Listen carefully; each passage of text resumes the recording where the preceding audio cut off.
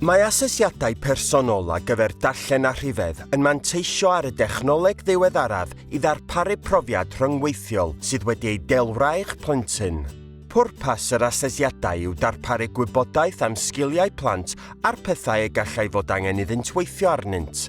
Mae hyn yn helpu athrawon i gynllunio'r camau nesaf ar gyfer darllen a rhifedd a chefnogi ei dysgwyr i wneud cynnydd.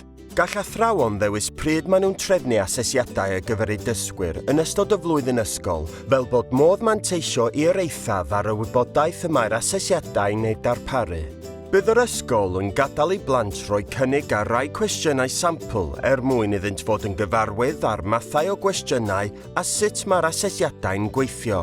Gall eich plentyn weithio'r trwy'r asesiadau ar gyflymder sy'n addas iddyn nhw, a gall yr athro roi y gwyliau os oes angen. Mae addasiadau i'r asesiadau ar gael os oes gan eich plentyn ofynion hygyrchedd penodol.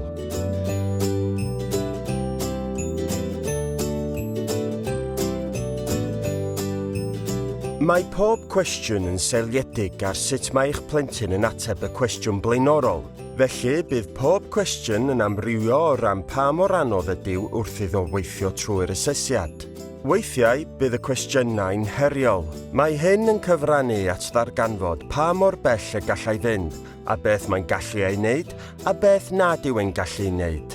Os nad yw'n gallu ateb, gall symud ymlaen i'r cwestiwn nesaf. Bydd athro eich plentyn yn derbyn adborth ar gyfer darllen a rhifedd, gweithdrefnol, yn fuan ar ôl yr asesiad, a gall drafod hwn gyda'ch plentyn cyn ei rannu gyda chi. Hefyd, gall eich plentyn weld ei adborth trwy fewn gofnodi i hwb, sef llwyfan dysgu digidol Llywodraeth Cymru. Ar ôl asesiad rhifedd, rhesymu, bydd gan athro eich plentyn adnoddau a gweithgareddau i'w defnyddio yn y dosbarth i'w helpu i ddatblygu ei sgiliau rhesymu. Mae hyn yn lle rhoi adborth ar-lein eich plentyn ar ôl yr asesiad hwn. Mae'r adborth yn rhoi cipolwg ar sgiliau eich plentyn ar adeg yr asesiad.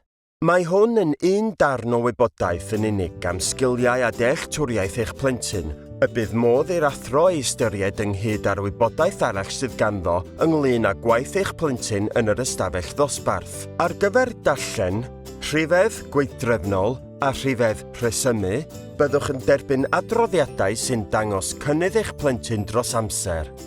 I gael rhagor o wybodaeth, ewch i hwb.llyw.cymru neu dilynwch ni ar Twitter @LEC Tanlinell Addysg.